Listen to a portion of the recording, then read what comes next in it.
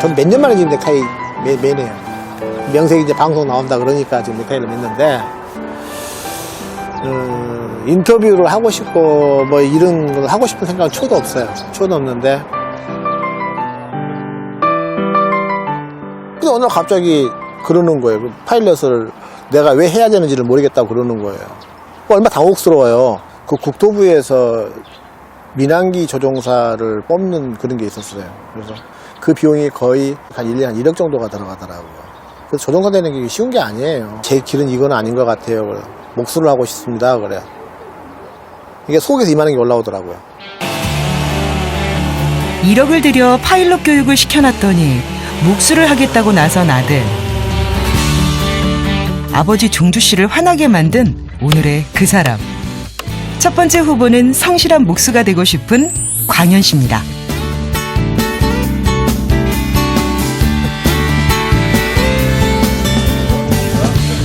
오늘의 그 사람 두 번째 후보.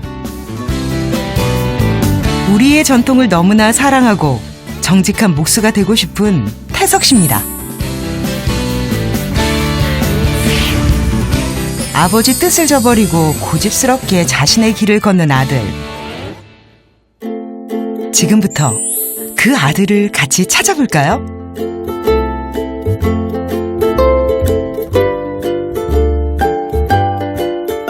일산 신도시 경계에 이런 대규모 한옥마을이 있다는 거 알고 계셨나요? 그 한켠에 전기톱 소리가 요란한 공사 현장이 광현 씨의 일터입니다.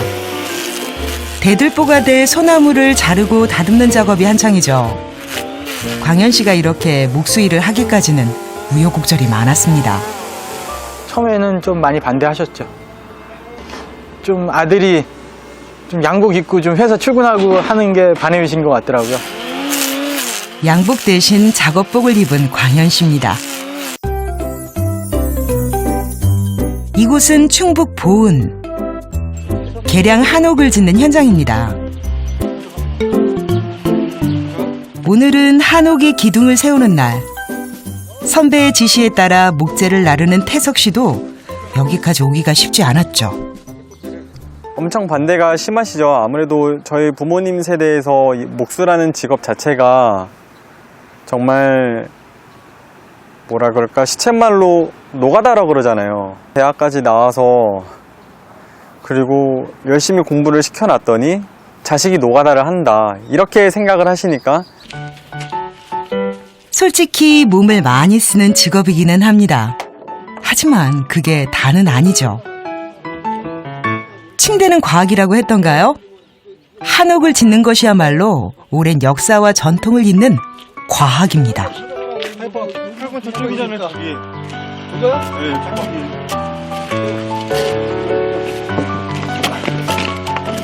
그 중에 한 가지만 소개해드릴까요? 기둥을 세울 때는 주춧돌 위에 꼭 소금을 수북히 놓아줘야 한다고 합니다. 소금이 소복하게 있게 비벼서 좀 뜯어도 괜찮게 그냥 하란 말이에요. 고정을 좀 시켜야죠. 자세로. 참 특이하죠? 이렇게 소금을 놓는 이유가 궁금해지는데요. 소금이요? 개미 좀 먹지 말라고요. 개미요? 예, 개미가 이 나무 이제 하부 쪽에 보면 이제 기어 올라가요. 그런데 이 소금이 이렇게 얹어 놓으면 개미 자체가 이제 벌레 같은 게 못 올라가요.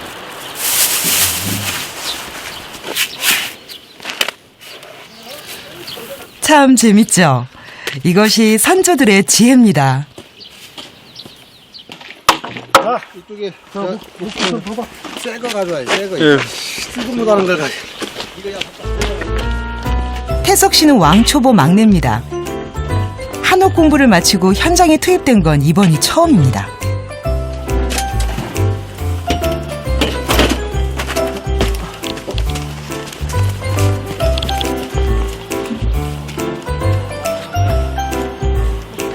조립할 때 큰 거 가져와요. 큰 거. 조립할 때 이거 가지고 그 위에 있어, 위에. 맨 위에. 조립할 때 이렇게 벌려서 이렇게 아이.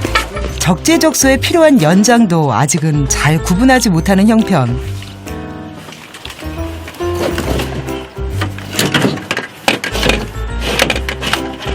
그래서 태석 씨는 자신을 한옥 목수 대신 이렇게 부릅니다. 잡고예요 아직. 보고 배우는 거예요? 그쵸, 그냥 어떻게 하나. 뭐 직접적으로 아직 할 수는 없으니까. 아들은 내가 이렇게 보면은 친구들하고 이렇게 움직이고 같이 하는 거 보면 굉장히 사근사근 잘 하는 것 같고, 남자 여자 가리지 않고 잘 하는 것 같고. 광현 씨도 이 현장의 막내에게는 마찬가지입니다. 막내에게 가장 필요한 것은 뭐다? 아마도 눈치 아닐까요? 좀 참 시간이 돼서 좀 커피라도 타다 드리려고. 집에서는 말수도 적고 묵뚝뚝한 아들이지만 이곳에선 다릅니다. 선배들에게 깍듯하면서도 사근사근 잘하죠. 위험하고 거친 현장의 막내란 모름지기 그래야 하잖아요. 일단 더 타와. 한 서너 잔 더 타와. 왜? 이거 먹어라. 광현 씨가 오늘의 그 사람일까요? 광현 씨만한 나이들이 있어요. 보통 현장에서 많이 일을 하실 테니까 팀을 꾸려서 할 때. 힘들어요, 거기가. 보통 어느 정도예요? 현장 막내라고 하면. 보면 30대 빠른 친구들이 한 중후반. 그렇다면 40대. 32살 광현 씨의 바로 윗선배가 48살. 그만큼 젊은 사람이 없습니다. 일이 고되기도 하지만 위험해서도 더 그렇겠죠. 한옥의 대들보로 쓰일 이 소나무의 무게는 1톤이 넘습니다. 이런 거대한 목재들을 다루다 보니 상처를 달고 삽니다.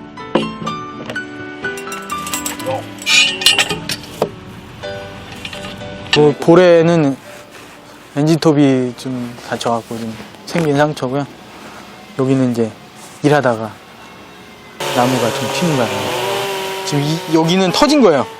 한 뭐 몇백 킬로 넘는 저 나무에 쪘는데 이게 압사돼가 막 이게 터졌어요. 지난번에 맞는데 목재를 만지다가 넷째 손가락이 골절이 됐다 그러더라고요. 집에를 안 오는데 집에를 왔더라고요. 쟤 왜 왔어? 걔가 집 대화를 안 하니까 집사람이 이제 간접 통로지. 쟤 왜 왔대? 이제 말이 이렇게 하는 거란 말이에요. 손을 다쳤대요. 그래. 손을 왜 다쳐? 그랬더니만은 몰라요. 뭐 목재를 만지다가 손이 해가지고 병원 가서 해서 뼈가 나갔다고 그래요. 그러더라고. 목수가 된 아들과 대화를 끄는 종주 씨. 그래도 아들이 다치는 것은 마음이 아픕니다. 이 나무를 옮기는 게, 통나무 옮기는 게 진짜 힘으로 하는 게 아니라 그 방법이 있고 요령이 있는데 제가 그걸 모르다 보니까 이 가운데 손가락을 벌써 2번째 다쳤어요. 그래서 처음에 다쳤을 때는 그냥 뼈가 이렇게 쪼개졌는데 지금 완전히 산산조각이 나갖고 뼈가 조금 부었잖아요. 근데 많이 가라앉았어요 지금은. 앞으로 한 2주는 더 있어야 될 것 같아요. 바람잘 날 없는 광현 씨와 태석 씨. 위험한 줄 알면서도 부모님 걱정까지 시켜가면서 왜 그리 한옥 목수를 고집했던 걸까요? 태석 씨는 대학생 때 자전거로 6개월 동안 아메리카 대륙 종단 여행을 했습니다. 가는 곳마다 그를 가장 사로잡은 것은 잘 보존된 문화재들이었죠. 바로 그때부터였습니다. 태석 씨는 우리 문화와 전통을 지키는 것이 자신의 사명처럼 다가왔죠. 내가 좀 우리나라 문화와 이런 전통을 내가 조금이라도 배워서 계승하고 발전시킬 수 있는 일을 했으면 좋겠다라는 생각을 계속 갖고 있다 보니 우리나라의 무형문화재 분이신 최기영 선생님이 계시잖아요. 그래서 사전에 연락도 안 드리고 그냥 너무 설레어서 찾아뵙게 되었어요. 그냥 무작정 찾아뵈서 저를 좀 가르쳐 주세요 라는 말씀을 드렸는데, 한옥마을 현장에서 2달째 숙소 생활 중인 광현 씨. 처음에 목수일 할 때 대패만 뭐 대패 날만 뭐 한 달 동안 갈고 뭐 손이 다 부러뜨죠. 대패 날도 정자세로 앉아 갈아줘야 합니다. 뭐 하나 쉬운 일이 없는 한옥 목수의 삶. 그래도 광현 씨는 이 일이 좋습니다. 태어나 11살까지 살았던 한옥집을 잊지 못합니다. 제가 제 가족들이 같이 살 집을 제 손수 접어는 게 꿈이에요. 예. 뭐 혼자서는 질 수는 없는데 최대한 딴 사람 손 안 빌리고 제가 스스로 한번 접어는 게, 집을 혼자 접어는 게 그게 꿈이에요. 아버지의 반대에도 아들의 꿈은 계속됩니다.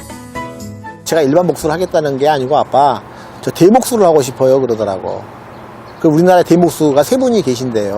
그래서 그 대목수분을 만나봤대요. 지가 가서.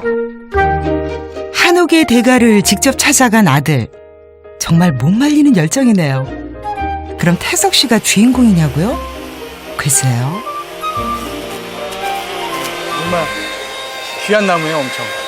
귀한 나무고 지금 제 심정에는 좋은 걸 떠나서 실수할까봐 불안감이 더 엄습하게 좀 그런 마음이 좀 있죠. 360년을 자란 귀한 소나무입니다. 표시해 놓은 먹선 그대로 자르지 않으면 1000만 원이 넘는 이 나무가 무용지물이 될 수도 있습니다. 살 떨리는 작업이죠. 쇠못을 박는 대신 나무에 홈을 파서 제목들을 맞추는 정말 매력적인 작업이기도 하고요. 부모님의 바람을 저버리고 나무 먼지 가득 뒤집어 쓴 작업복을 입어도 광현 씨는 행복합니다. 또 저도 남자다 보니까 한번 해볼 거면 좀 제대로 된 데서 좀 누구 제대로 된 스승 밑에서 한번 배워보자 이런 생각이 들더라고요. 그래서 인간문화재 선생님이 계시는 곳에 한번 찾아가게 돼서.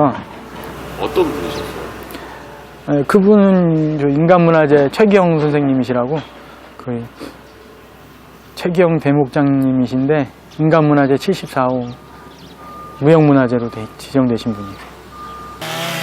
광현 씨도 무작정 대가를 찾아갔네요. 그만큼 간절했군요. 열정 갖고 있으니까 그 일을 하겠죠. 열정이 없으면 그 일을 하겠어요? 본인 자신한테 열정을 갖고 일을 하죠. 고집이 좀 세고요. 자기 아집이 좀 있어요. 아빠 닮아서.